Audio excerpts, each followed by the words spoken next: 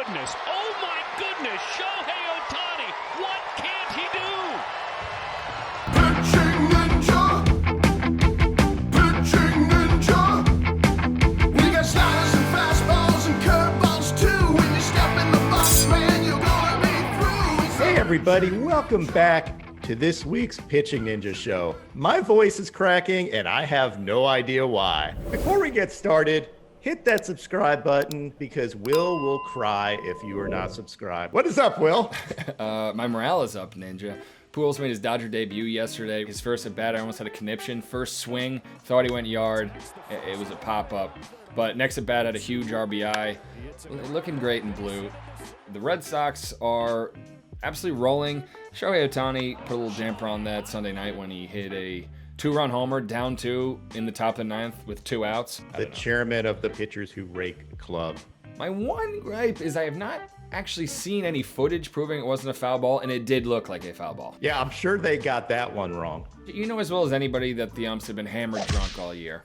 I mean, I don't even know if it's like drunk. I think it may be like LSD or shrooms or something. We're just hallucinating and seeing stuff. I don't know if you saw that call this weekend in the Vanderbilt game. Dude got rung up on a ball in the dirt and nobody thought it was a strike. The catcher didn't think it was a strike. Hitter didn't think it was a strike. The fans didn't think it was a strike.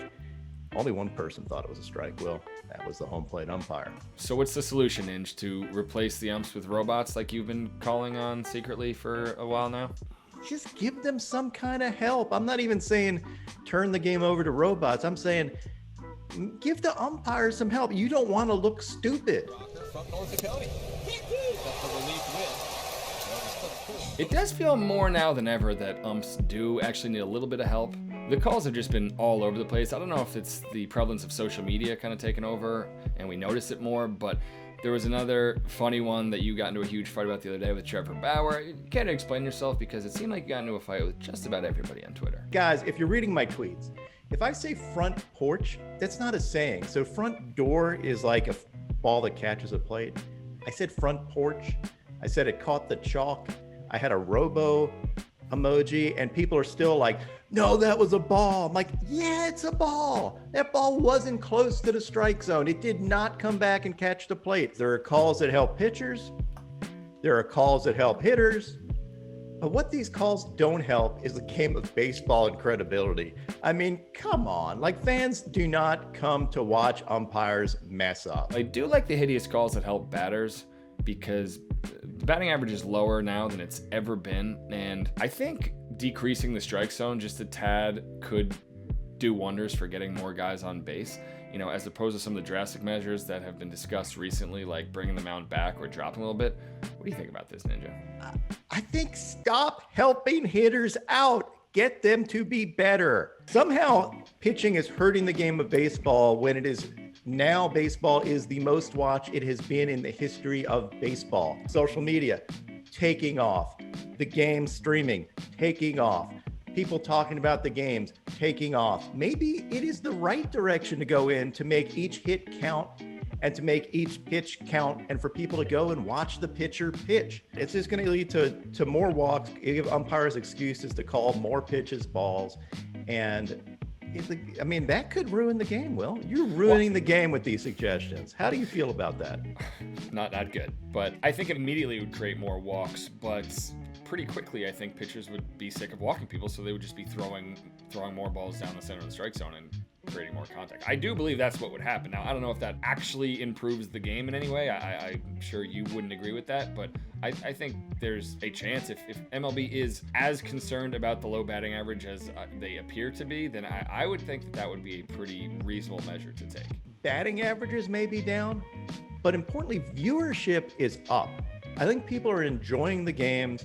And honestly, debates like this are useful too. Like, I think it is a useful debate to say, should we do something to help hitters? But in fact, with viewership up to record levels, I don't know why you want to tinker with the game. I just don't.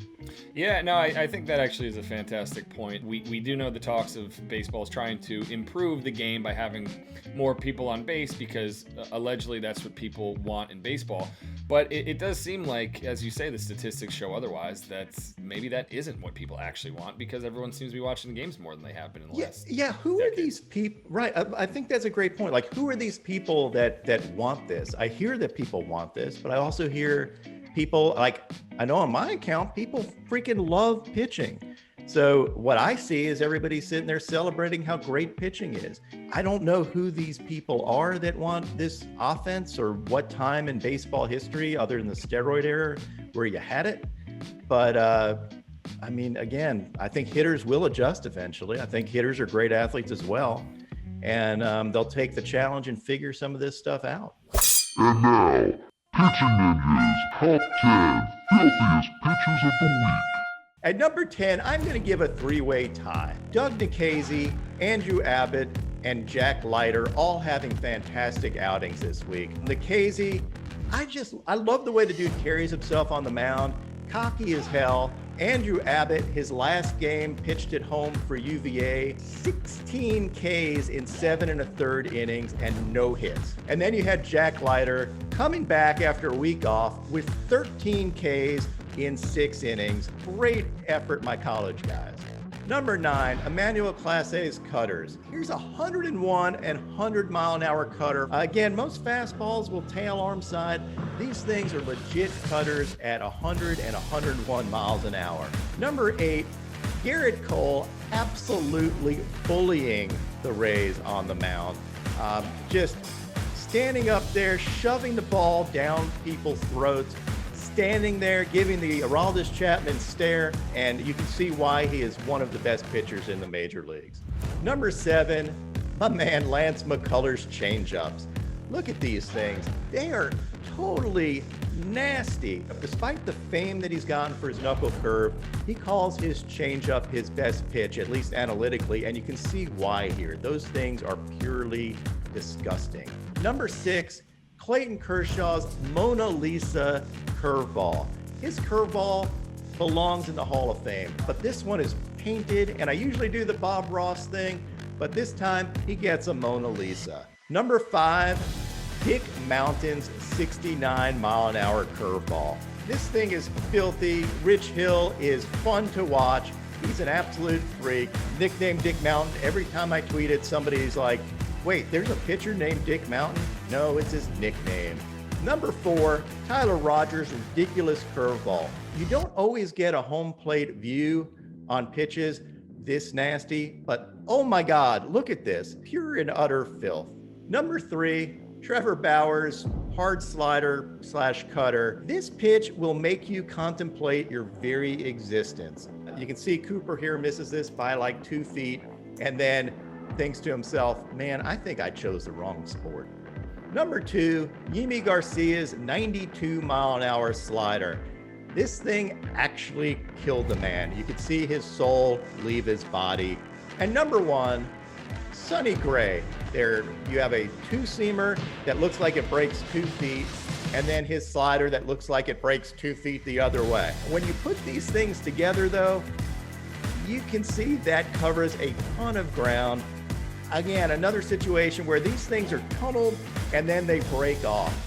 I don't know how anybody gets a hit in the major leagues sometimes. And, Sonny Gray's filthy. This is pure and utter filth.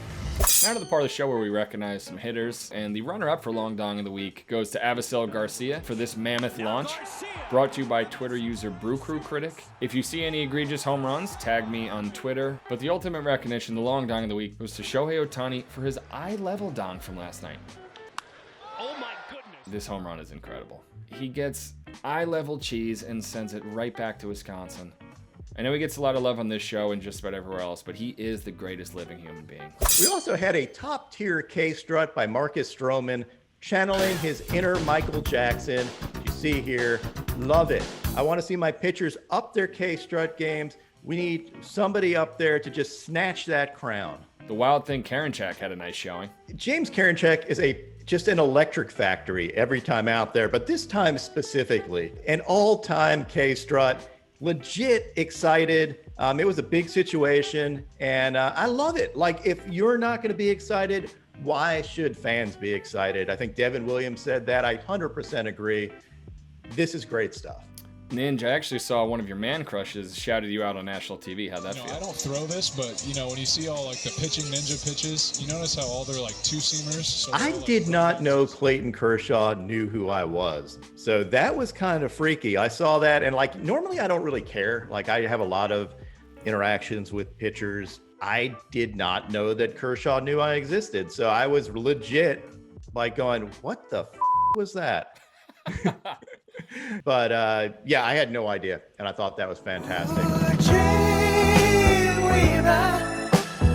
Well, it was another great week of baseball. Until next time, I'm going to K-strut on out of here.